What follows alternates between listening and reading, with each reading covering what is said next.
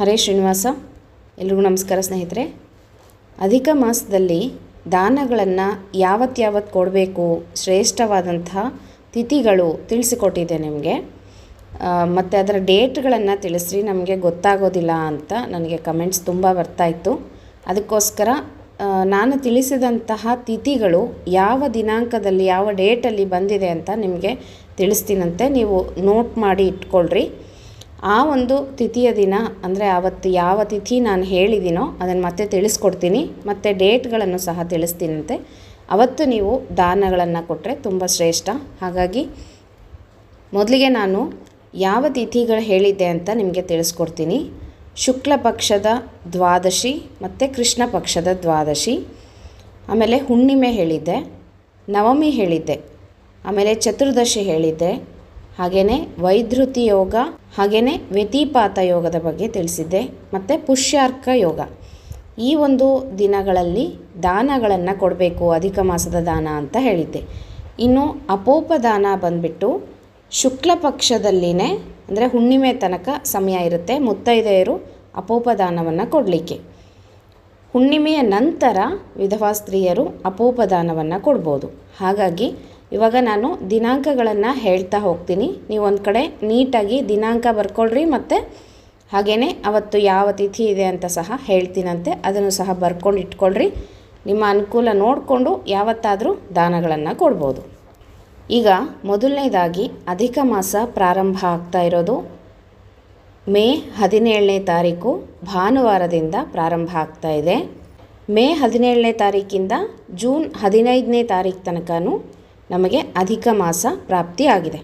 ಹಾಗಾಗಿ ಈ ಒಂದು ಅಧಿಕ ಜ್ಯೇಷ್ಠದಲ್ಲಿ ಯಾವತ್ತು ದಾನಗಳನ್ನು ಕೊಡಬೇಕು ಅಂದರೆ, ಮೊದಲನೇದಾಗಿ 21ನೇ ತಾರೀಕು ಮೇ 21ನೇ ತಾರೀಕು ಗುರುವಾರ. ಅವತ್ತೇನು ವಿಶೇಷತೆ ಅಂತಂದರೆ ಪುಷ್ಯಾರ್ಕ ಯೋಗ ಇದೆ. ಫಸ್ಟಿಗೆ ನಮಗೆ ಪುಷ್ಯಾರ್ಕ ಯೋಗನೇ ಸಿಕ್ಕಿದೆ. ಹಾಗಾಗಿ ಯಾರು ಅತ್ತಿರಸಗಳನ್ನು ದಾನವಾಗಿ ಕೊಡಬೇಕು ಅಂತ ಅಂದ್ಕೊಂಡಿದ್ದೀರೋ ಅಂಥವರು 21ನೇ ತಾರೀಕು ದಾನವಾಗಿ ಕೊಡ್ಬೋದು. ಬೇರೆ ದಾನಗಳನ್ನು ಸಹ ಅವತ್ತಿನ ದಿವಸ ಮಾಡ್ಕೋಬೋದು. ಮೇ 21ನೇ ತಾರೀಕು ಗುರು ಪುಷ್ಯಾರ್ಕ ಯೋಗ ಇದೆ. ಹಾಗಾಗಿ ತುಂಬ ಶ್ರೇಷ್ಠವಾದಂಥ ದಿನ. ನೆಕ್ಸ್ಟು ಮೇ 25ನೇ ತಾರೀಕು ನವಮಿ ಇದೆ, ಸೋಮವಾರ. ಅವತ್ತು ನವಮಿ ತಿಥಿ ಇದೆ, ಅವತ್ತು ಸಹ ದಾನಗಳನ್ನು ಕೊಡ್ಬೋದು. ಮತ್ತು ನೆಕ್ಸ್ಟು ವ್ಯತಿಪಾತ ಯೋಗ ಮೇ 27ನೇ ತಾರೀಕು ಬಂದಿದೆ, ಆದರೆ ಅವತ್ತು ಏಕಾದಶಿ ಇದೆ. ಏಕಾದಶಿ ದಿವಸ ದಾನಗಳನ್ನು ಕೊಡೋ ಹಾಗಿಲ್ಲ. ಹಾಗಾಗಿ ವ್ಯತಿಪಾತ ಯೋಗದಲ್ಲಿ ನಾವು ಈ ಬಾರಿ ದಾನ ಕೊಡಲಿಕ್ಕೆ ಆಗೋದಿಲ್ಲ. ಇನ್ನು ದ್ವಾದಶಿ ದಿವಸ ದಾನವನ್ನು ಕೊಡ್ಬೋದು. ಮೇ 28ನೇ ತಾರೀಕು ಗುರುವಾರ ದ್ವಾದಶಿ ಬಂದಿದೆ, ಅವತ್ತು ಸಹ ದಾನಗಳನ್ನು ಕೊಡ್ಬೋದು. ಇನ್ನು ಮೇ 30ನೇ ತಾರೀಕು ಶನಿವಾರ ಚತುರ್ದಶಿ ತಿಥಿ ಇದೆ, ಚತುರ್ದಶಿ ತಿಥಿನೂ ದಾನವನ್ನು ಕೊಡ್ಬೋದು. ಇನ್ನು ಮೇ 31ನೇ ತಾರೀಕು ಹುಣ್ಣಿಮೆ ಇದೆ, ಅವತ್ತಿನ ದಿವಸ ದಾನವನ್ನು ಕೊಡ್ಬೋದು. ಇದಿಷ್ಟು ಶುಕ್ಲ ಪಕ್ಷದಲ್ಲಿ ದಾನಗಳನ್ನು ಕೊಡಬೇಕು ಅಂತ ಅಂದ್ಕೊಂಡಿರೋರಿಗೆ ಈ ಒಂದು ತಿಥಿಗಳು ಮುಖ್ಯವಾಗಿ ಇದ್ದಾವೆ, ನೋಡ್ಕೊಳ್ರಿ. ಇನ್ನೊಂದು ಸಲ ಹೇಳ್ತೀನಿ, ಶುಕ್ಲ ಪಕ್ಷದಲ್ಲಿ ದಾನಗಳನ್ನು ಕೊಡೋದು ತುಂಬ ಶ್ರೇಷ್ಠ. ಹಾಗಾಗಿ ಶುಕ್ಲ ಪಕ್ಷದಲ್ಲಿ ಸಾಧ್ಯವಾದರೆ ದಾನಗಳನ್ನು ಕೊಟ್ಕೊಳ್ರಿ. ಆಗಿಲ್ಲ ಅಂದರೆ ಕೃಷ್ಣ ಪಕ್ಷದಲ್ಲಿ ಬೇರೆ ದಾನಗಳನ್ನು ಕೊಡ್ಬೋದು. ಅತ್ತಿರಸ ಅಂದರೆ ಅಪೋಪದಾನವನ್ನು ಮುತ್ತೈದೆಯರು ಶುಕ್ಲ ಪಕ್ಷ ಆದಮೇಲೆ ಕೊಡಲಿಕ್ಕೆ ಬರೋದಿಲ್ಲ. ಹಾಗಾಗಿ ಈಗ ಕೃಷ್ಣ ಪಕ್ಷದಲ್ಲಿ ನೋಡೋಣ ಸ್ನೇಹಿತರೆ. ಕೃಷ್ಣ ಪಕ್ಷದಲ್ಲಿ ಅಂದರೆ ಕೃಷ್ಣ ಪಕ್ಷದ ತಿಥಿಗಳನ್ನು ನೋಡ್ತಾ ಹೋಗೋಣ. ಜೂನ್ 7ನೇ ತಾರೀಕು ಸಪ್ತಮಿ ತಿಥಿ ಇದೆ, ಭಾನುವಾರ. ಅವತ್ತು ವೈಧೃತಿ ಯೋಗ ಇದೆ. ಹಾಗಾಗಿ ಅವತ್ತಿನ ದಿವಸ ತುಂಬ ವಿಶೇಷತೆ. ನಮಗೆ ವ್ಯತಿಪಾತ ಯೋಗ ಶುಕ್ಲ ಪಕ್ಷದಲ್ಲಿ ಇದ್ದರೂ ಸಹ ಏಕಾದಶಿ ಬಂದಿದೆ, ಏಕಾದಶಿ ದಿವಸ ದಾನಗಳನ್ನು ಕೊಡೋ ಹಾಗಿಲ್ಲ. ಹಾಗಾಗಿ ನಮಗೆ ವೈಧೃತಿ ಯೋಗ ಸಿಗ್ತಾ ಇದೆ ನೋಡ್ರಿ. ಜೂನ್ 7ನೇ ತಾರೀಕು ಭಾನುವಾರ ಆಗುತ್ತೆ, ವೈಧೃತಿ ಯೋಗ ಇದೆ. ಅವತ್ತು ತುಂಬ ವಿಶೇಷವಾದಂತಹ ದಿನ, ಕೃಷ್ಣ ಪಕ್ಷದ ಸಪ್ತಮಿ. ಅವತ್ತು ದಾನವನ್ನು ಕೊಡ್ಬೋದು. ಇನ್ನು ಕೃಷ್ಣ ಪಕ್ಷದ ನವಮಿ ಜೂನ್ 9ನೇ ತಾರೀಕಿದೆ, ಅವತ್ತು ಸಹ ದಾನವನ್ನು ಕೊಡ್ಬೋದು. ಇನ್ನು ಕೃಷ್ಣ ಪಕ್ಷದ ದ್ವಾದಶಿ ಜೂನ್ 12ನೇ ತಾರೀಕಿದೆ, ಅವತ್ತು ಸಹ ದಾನವನ್ನು ಕೊಡ್ಬೋದು. ಇನ್ನು ಚತುರ್ದಶಿ ತಿಥಿ 14ನೇ ತಾರೀಕು ಜೂನ್ 14 ಭಾನುವಾರ ಆಗುತ್ತೆ, ಅವತ್ತು ಸಹ ದಾನಗಳನ್ನು ಕೊಡ್ಬೋದು. ಇದಿಷ್ಟು ಸ್ನೇಹಿತರೆ ದಾನಗಳ ದಿನಾಂಕಗಳು, ಅಂದರೆ ತಿಥಿಗಳನ್ನು ಈಗಾಗಲೇ ನಿಮಗೆ ತಿಳಿಸ್ಕೊಟ್ಟಿದ್ದೆ.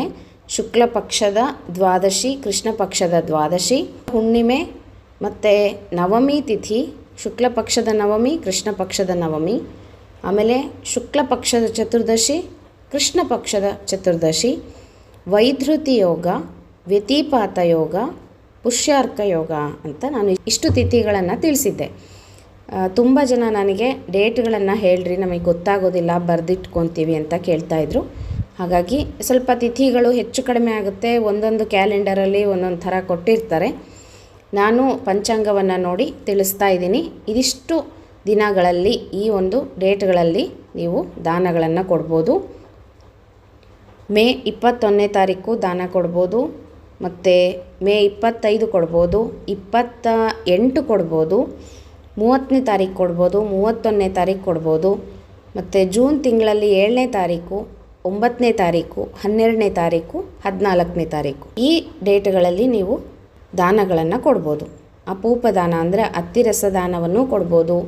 ಬೇರೆ ಬೇರೆ ದಾನಗಳನ್ನೆಲ್ಲ ತಿಳಿಸಿದ್ದೀನಲ್ಲ, ಯಾವುದನ್ನಾದರೂ ನೀವು ಈ ದಿನಾಂಕಗಳಲ್ಲಿ ಕೊಟ್ಟರೆ ತುಂಬ ಶ್ರೇಷ್ಠವಾದಂಥ ದಿನಗಳು ಅಂತ ಹೇಳಲಾಗುತ್ತೆ. ಎಲ್ಲ ಒಟ್ಟಿಗೆ ಕೊಡ್ಬೋದಾ ಅಂದರೆ ಎಲ್ಲ ಸೇರಿಸಿ ಒಂದೇ ದಿನ ನೀವು ಇಟ್ಕೊಂಡು ದಾನಗಳನ್ನು ಕೊಡ್ಬೋದು. ಇದಿಷ್ಟು ಅಧಿಕ ಮಾಸದಲ್ಲಿ ದಾನಗಳನ್ನು ಕೊಡಲಿಕ್ಕೆ ದಿನಾಂಕಗಳನ್ನ ನಿಮಗೆ ತಿಳಿಸ್ಕೊಟ್ಟಿದ್ದೀನಿ. ಎಲ್ಲರೂ ಒಂದು ಕಡೆ ನೋಟ್ ಮಾಡಿ ಬರೆದಿಟ್ಕೊಳ್ರಿ. ನಿಮಗೆ ಅನುಕೂಲವಾದಂತಹ ದಿನಗಳಲ್ಲಿ, ಈ ದಿನಗಳಲ್ಲಿ ಯಾವ ದಿನ ನಿಮಗೆ ರಜಾ ಸಿಗುತ್ತೋ ಮತ್ತು ಅನುಕೂಲ ಇರುತ್ತೋ ನೋಡಿಕೊಂಡು ದಾನಗಳನ್ನು ಕೊಡ್ರಿ ಸ್ನೇಹಿತರೆ. ಮತ್ತೇನಾದರೂ ಡೌಟ್ಸ್ ಇದ್ದರೆ ಕಮೆಂಟ್ ಬಾಕ್ಸಲ್ಲಿ ಕೇಳ್ರಿ, ತಿಳಿಸ್ಕೊಡ್ತೀನಂತೆ. ಮತ್ತು ಮುಂದಿನ ವಿಡಿಯೋ ಒಟ್ಟಿಗೆ ಸಿಗ್ತೀನಿ. ಹರೇ ಶ್ರೀನಿವಾಸ.